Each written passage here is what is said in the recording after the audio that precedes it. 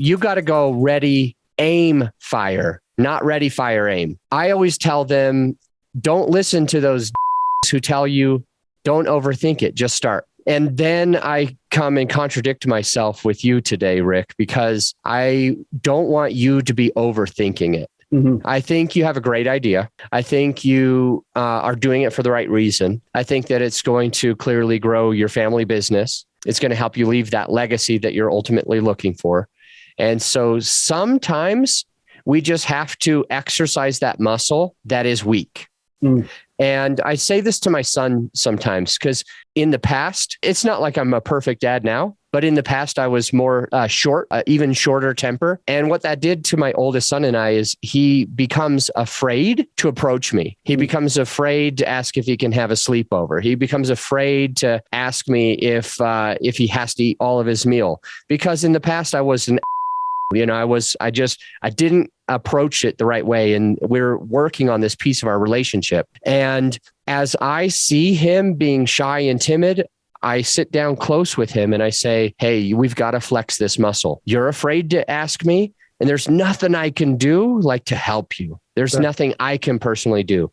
All I can do is when you ask me, I can try to be better than I used to be. But he's got to get used to like coming up to me and asking me, hey, can I have a sleepover? Hey, I'm really full. Do I have to finish my food? Because when he does practice, when he does exercise that muscle, just approaching me, it might feel uncomfortable in the beginning, but then it's going to end up with something a little bit better than it used to. And slowly that muscle's going to get stronger. And for you, I feel like there is just simply an unknown of the podcast, and you jumping in, you getting involved, you being here with me today, you starting to think about interviews, starting to get some of these things ready is going to give you that comfort, is going to make you feel a little bit more ready for it. I wouldn't feel comfortable dribbling a basketball next to you because I haven't put in the 10,000 hours,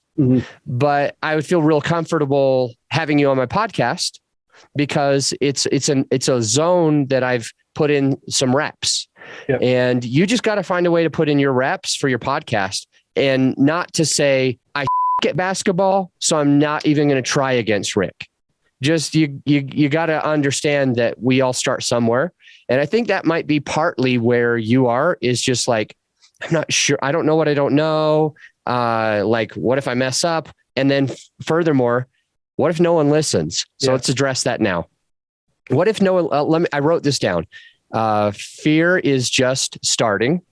So we've already addressed that. Good. And then who the hell is going to listen to this? I think that's a direct quote from Rick Doherty. Who the hell is going to listen to this? Well, you already know that there's a need. Yeah.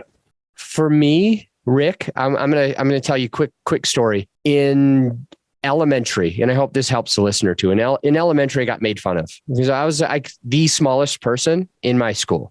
I got held back in second grade, and that made me feel really bad. Yeah. My mom held me back. Well, my grades were always suffering the whole time. And every teacher was like, we kind of think he should be held back. And my mom was like, nope. But I was so freaking small that she was hoping that if she did hold me back, then I wouldn't be the smallest kid in the class. So in second grade, she went ahead and did it. Well, I was embarrassed about that.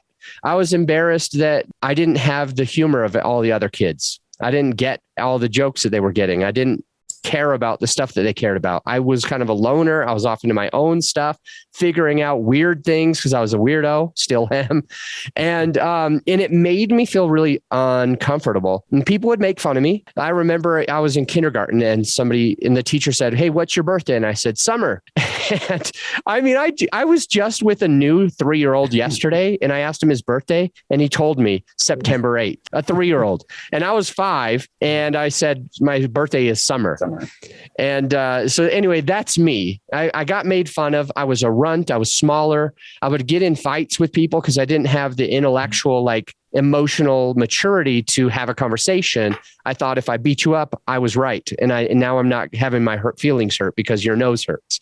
Mm-hmm. And so I was going through this stuff and it lasted my whole life. It still lasts. I still feel uncomfortable many times. I'm still shy. I'm still going through things because kindergarten. And what helps me most to get on a stage, and this is a stage. Today, we're speaking to more than just one listener. Mm-hmm. And, there's thousands of people that listen to this podcast every episode. So probably 3,500, 6,500 will hear you today. Well, that made me feel uncomfortable. That made me feel like I was going to get judged. I'm not the most eloquent person. I'm ADD.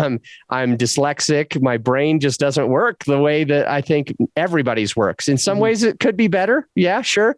In many ways, it's worse. But I'm still self-conscious about it. The point that I'm making is when you think of your imposter syndrome, who am I? Who's going to listen to me?